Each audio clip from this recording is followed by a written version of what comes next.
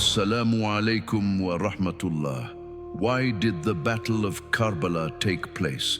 Why was Yazid, the ruler of that time, angry with Imam Husayn radiallahu ta'ala anhu, the beloved grandson of Rasulullah sallallahu alayhi wasallam?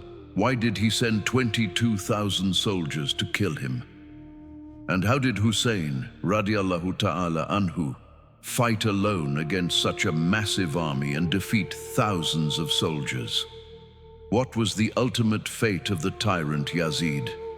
If you enjoy Islamic knowledge and educational content, please subscribe to the Deen Novus channel.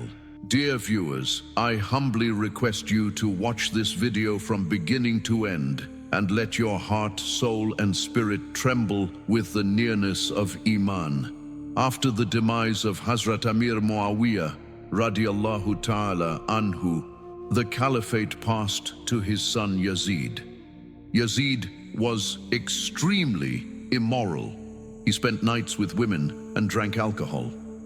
After gaining power, Yazid realized that a man of such wicked nature could not sit peacefully on the throne if the noble grandson of Rasulullah sallallahu alayhi wasallam, Imam Husayn radiyallahu ta'ala anhu, remained alive and free. He knew very well that the only true opposition he had in this world was the son of the Lion of Allah, Husayn radiallahu ta'ala anhu. So he began plotting deceitfully to kill Imam Husayn. First, he sent a letter to the governor of Medina, Walid bin Utbah, instructing him that Husayn must come with all his followers and pledge allegiance to him. Receiving this arrogant order, Imam Husayn became very displeased. When Imam Husayn set out toward Kufa, various spies delivered reports about the situation there. Those letters said, "O grandson of Rasulullah sallallahu alayhi wasallam, we await your arrival. The oppression of Yazid is increasing day by day. We will pledge allegiance at your hands and never accept Yazid." To verify the situation, Imam Husayn sent his brother Muslim bin Aqil radiallahu ta'ala anhu to Kufa. When Muslim arrived, the Muslims of Kufa pledged allegiance to him. Around 18,000 people pledged and said, "We stand with Imam Husayn. We do not recognize Yazid."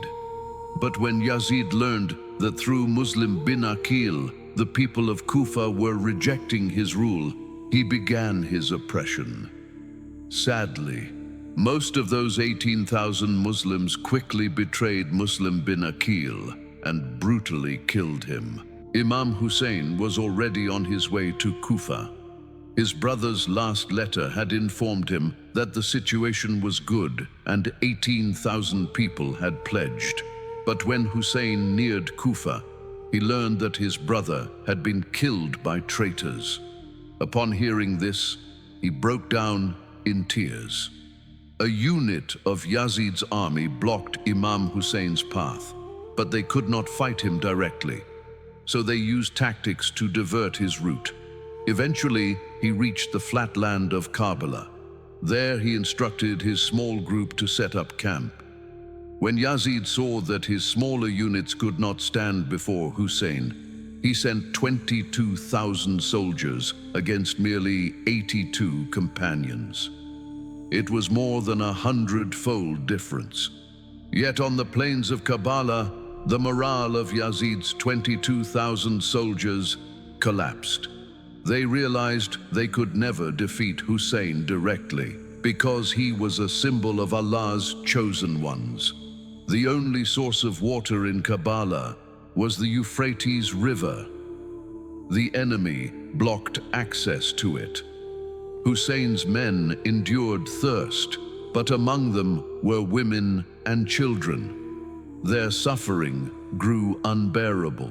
On the night of the 9th of Muharram, Imam Husayn gathered his companions and said, "Do not sacrifice your lives for me. Their target is only me. I alone will fight the 22,000 soldiers. You may go back. "This battle is not yours, it is mine." He extinguished the lamp and waited 2 hours. When he lit it again, not a single person had moved. All of them stood still, tears flowing as they looked at Imam Husayn, radiallahu ta'ala anhu. Imam Husayn could no longer hold back his own tears. Each companion held his hand tightly and said, "O Imam Husayn, you are the son of Sheri Kuda Ali, the beloved grandson of Rasulullah sallallahu alayhi wasallam. How can we leave you? What is this worldly life worth?" At that very moment, a stray arrow struck the chest of Imam Husayn's 6-month-old infant son. Seeing his own child die before his eyes, Imam Husayn wept in deep agony. Yazid's soldiers continued firing arrows. Hazrat Abbas stood as a shield in front of Imam Husayn. Eventually, a cluster of arrows pierced his entire body. Imam Husayn advanced slowly. He reached the Euphrates River, took water, and drank. Then he declared with majesty, "Who among you will come forward? Step forth." Out of the 22,000 soldiers, 300 arrogant fighters rushed forward, hoping for reward. But when they neared, they realized before whom they had come. Imam Husayn, radiallahu ta'ala anhu, the son of Hazrat Ali, the Lion of Allah, fought alone and defeated all 350 soldiers. Seeing this, the rest of the 22,000 did not dare to advance, for such battles do not happen in this world, where hundreds of fighters fall to a single warrior. When Yazid's army realized that they could not defeat Imam Husayn face to face, they waited for one moment, when he would stand for prayer. For they knew the grandson of Rasulullah would never abandon Salah. The time of Asr came. Imam Husayn stood on a stone at the edge of the battlefield and began his Salah. He went into sujood. At that moment, the vilest of Yazid's army, Shimar bin Jawshan, struck his blessed neck with a sword. He was martyred. Inna lillahi wa inna ilayhi raji'un.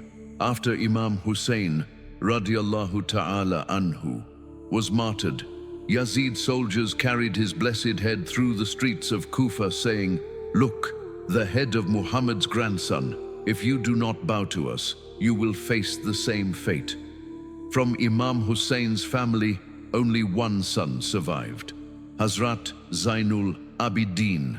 The women of Husayn's household were taken captive and dishonored and paraded through the streets of Kufa. Seeing this, the hearts of the people filled with hatred toward Yazid. They said, "Even if he killed Imam Husayn to preserve his rule, why humiliate the women of Rasulullah's family?" People were afraid to speak, but hatred grew in their hearts. After killing Imam Husayn, Yazid thought no one stood against him. He believed the whole world would now fear him. But history never tolerates injustice.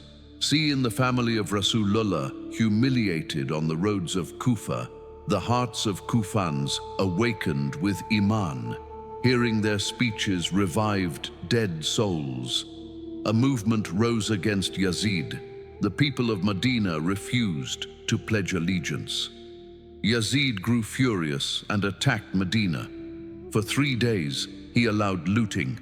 Horses were tied in Masjid an-Nabawi, the place where the Messenger of Allah prayed. Then Makkah also stood against him. Yazid attacked Makkah as well. This event is known as the tragedy of Hara. He set fire to the surroundings of Makkah. The Kiswa of the Kaaba caught fire. People rushed with water to extinguish it. The Kiswa was saved. But from that moment, an unusual fire began burning inside Yazid's stomach, a terrifying disease. He was constantly thirsty, yet whenever he drank, his insides burned. Night after night he screamed, "Water! Water!" People whispered, "This is the punishment for keeping Husayn thirsty." Look, now he himself suffers for a drop of water. Yazid's body dried up, becoming a living skeleton. He told his son to take the throne. His son replied, "This throne carries the blood of Husayn. I will not sit on it. As a father I respected you, but as a man I despise you." Yazid's heart broke. One day his beloved pet monkey ran away. His soldiers suggested searching the forest. In truth, they only wanted his death to come sooner. Yazid agreed. He mounted a horse. The very horse once belonging to Imam Husayn, taken after the battle and forced into Yazid's service. On the way, the horse suddenly leapt. Yazid fell, and the rope tied to his foot dragged him across stones and earth. His body tore into pieces. One could not distinguish which part was his face and which his hair. Seeing the corpse, the soldiers said, "This is the punishment for the blood of Husayn ibn Ali." Yazid's grave remains unknown. Some say pieces of his corpse still lie scattered in the streets of Damascus. But the grave of Allah's lion, the son of Hazrat Ali, Imam Husayn, radiallahu ta'ala anhu, still shines brightly in Karbala. People honor him even today. He remains the model for commanders and heroes. Remember, even if falsehood rules by force, the reign of oppression never lasts. And through the death of Yazid, Allah showed the world that whoever commits great injustice will meet an end as miserable as Yazid's.